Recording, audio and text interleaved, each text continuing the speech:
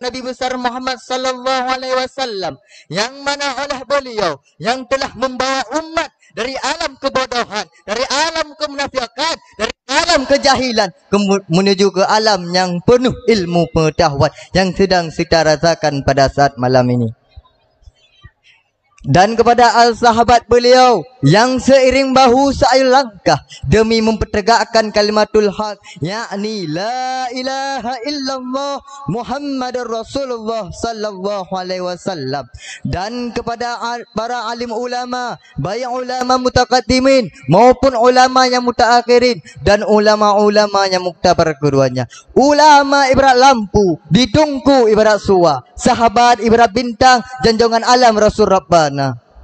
Kata-kata tentang aziman ulun tuan terutama sekali kepada Al-Mukarram Abia beserta keluarga. Semoga kita doakan kepada beliau mendapat ma'unah ma'firah wa ridha illahi ta'ala. Amin amin amin ya rabbal alamin. Dan kepada Rais Amrah Rohul Mudi Al-Aziziyah beserta keluarga. Dan hanatuaci kepada seluruh dewan-dewan guru yang semubut ura maupun semubut malam yang tidak mengharapkan selain ridha daripada Allah Subhanahu wa taala.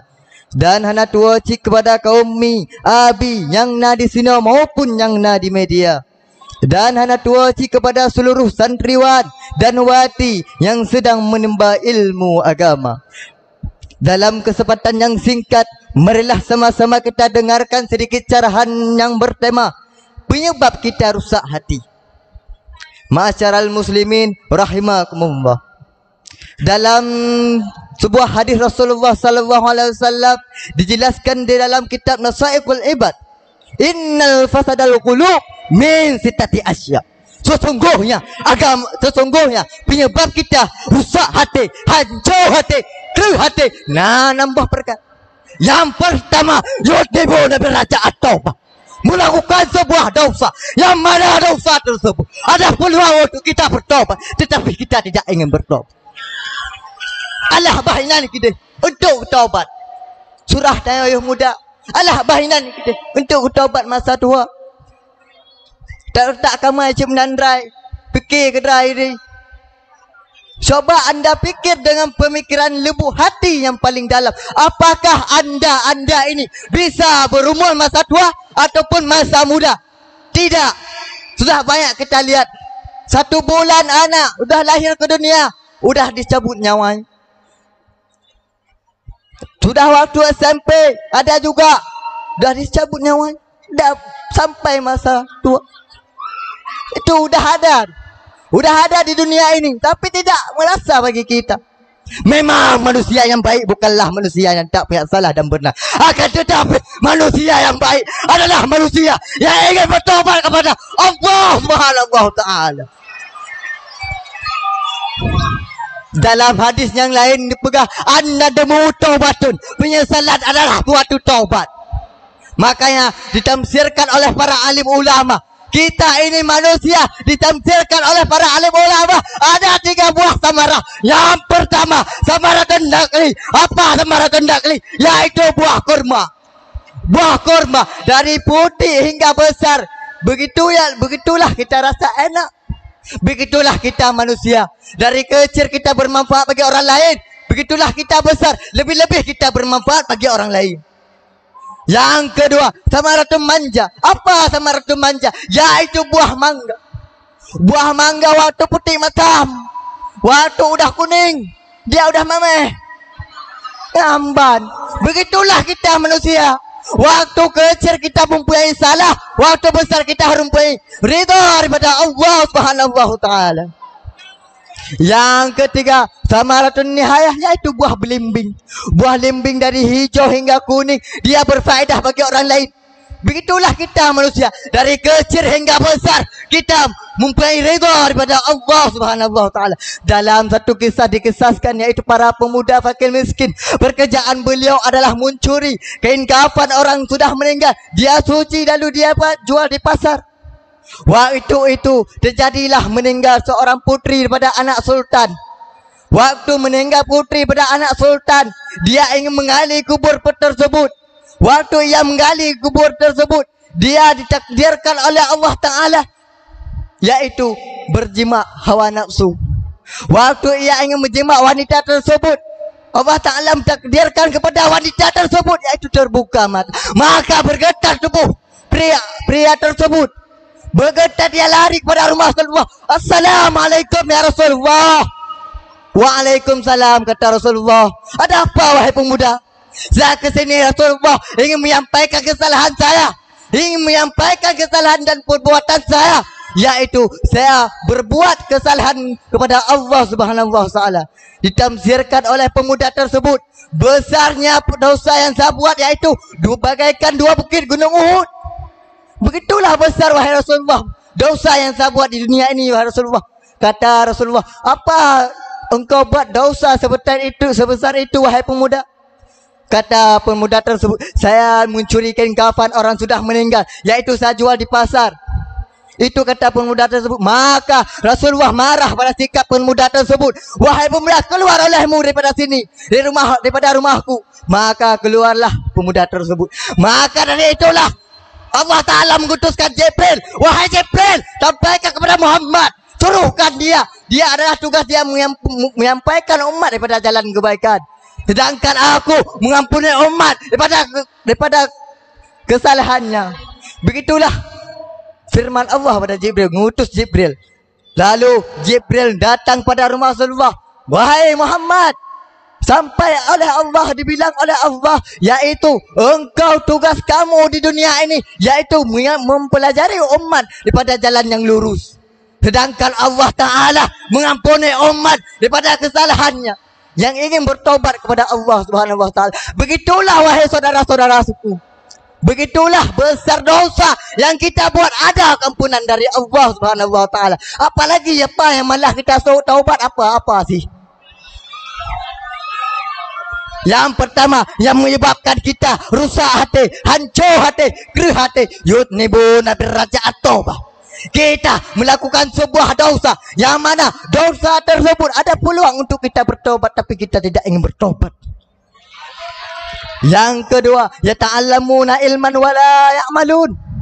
Kita adalah seseorang yang mempunyai ilmu, tetapi kita tidak beramal ilmu. Maka Imam Al-Ghazali mengatakan, al-ilmu bila amalin junun, wal amalu bila ilmin la yakun.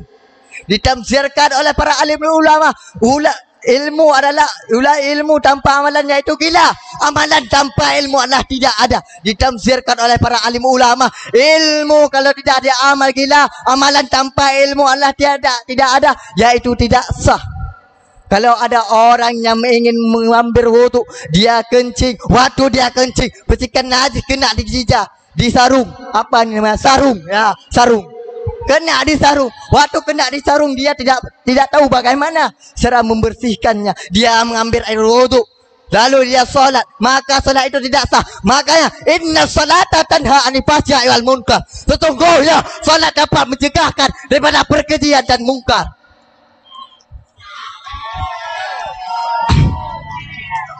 Masyarul muslimin rahimakumullah. Tanda-tanda kiamat adalah inna min asratis sa'ah an yarfa isma wa yasbutal jahla. Allah Ta'ala mencabut ilmu di dalam dunia ini dengan menaruhnya kejahilan. Begitulah tanda-tanda kiamat. Inna Allah la ya'bidal ilma intidaan. Sesungguhnya Allah Ta'ala tidak mencabut ilmu di dalam dunia ini hal keadaan sekali rencakan. Bagaimana juga Allah Ta'ala mencabut ilmu dalam dunia ini. Walakinna la ya'bidallahi ilma ya'bidal ulama. Akan tetapi Allah Ta'ala mencabut ilmu di dalam dunia ini dengan mencabutnya para alim ulama. La yabqal alim, tidak ada satu pun ulama di muka bumi ini. Yang kedua, menyebabkan kita rusak hati, hancur hati, gerah hati, yaitu yata'allamuna ilman la ya'malun. Kita seseorang yang mempunyai ilmu tetapi kita tidak beramal ilmu. Yang ketiga, wa idza amalul la yaqlusut. Kita mau beramal tetapi tidak ada pada diri kita ikhlasan.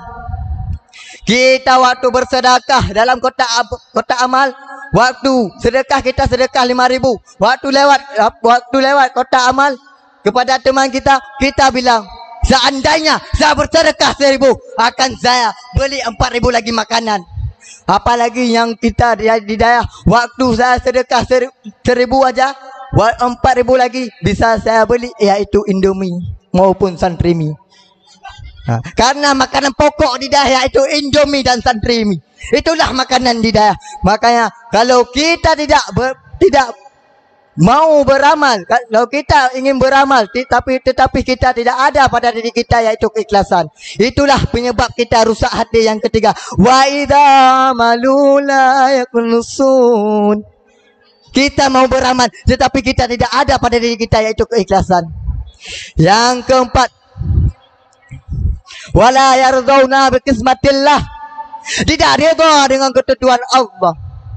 Maka dalam Al-Quran Allah dijelaskan, wahai Muhammad, sampaikan kepada umatmu, apabila ada salah satu umatmu yang tidak redha dengan ketentuanku, maka suruh dia keluar daripada dunia ini, cari dunia yang lain. Itulah penyebab kita. Yang keempat, yang menyebabkan kita rusak hati, keruh hati, hancur hati, yaitu wala yardauna biqismatillah. Tidak redha dengan ketentuan Allah. Yang kelima, yarzuquna rizqallaha la yashkurun. Tidak bersyukur terhadap rezeki yang Allah berikan kepada kita. Orang yang tidak bersyukur terhadap rezeki yang Allah berikan kepada kita, fadhkurni azkarkum washkuruli la takfurun. Itulah penyebab kita. Yang kelima, yang menyebabkan kita rusak hati, hancur hati, keruh hati, yaitu yarzuquna rizqallaha la yashkurun. Tidak bersyukur terhadap rezeki yang Allah berikan kepada kita. Yang keenam, yaitu yudfanuna mautahum wa la yu'tabarun. Banyaknya orang meninggal tetapi tidak menjadi iktibar terhadap kita. Apalagi orang yang menggali kubur. Waktu dia menggali kubur, apakah menjadi iktibar bagi dia? Apakah yang aku buat waktu aku pulang ke rumah tua nanti? Tidak ada.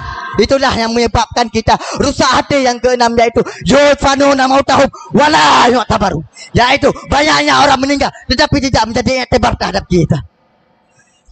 Kesimpulan yang dapat saya simpulkan pada malam ini, yaitu inna fasadal qulub min sitati asya. Nah, nambah perkara yang menyebabkan pasiat hati, rela hati, hancur hati, keruh hati, yaitu nambah perkara min sitati asya. Nambah perkara. Yang pertama, yudnibur nabi raja at-taubah, melakukan sebuah dosa yang mana dosa tersebut ada peluang untuk kita bertobat tetapi kita tidak ingin bertobat. Yang kedua, yata'allamuna ilman la ya'malun. Kita seseorang yang mempunyai ilmu tetapi kita tidak mau beramal ilmu. Yang ketiga, wa idza amalun la yaqlusun. Kita mau beramal tetapi tidak ada keikhlasan pada diri kita untuk beramal.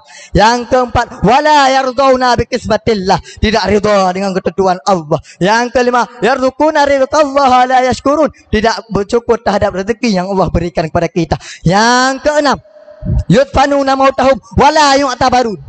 Banyaknya orang meninggal tetapi tidak menjadi iktibar terhadap kita. Inilah yang dapat saya sampaikan. Lebih dan kurang saya minta maaf. Wabillahi taufiq wal hidayah.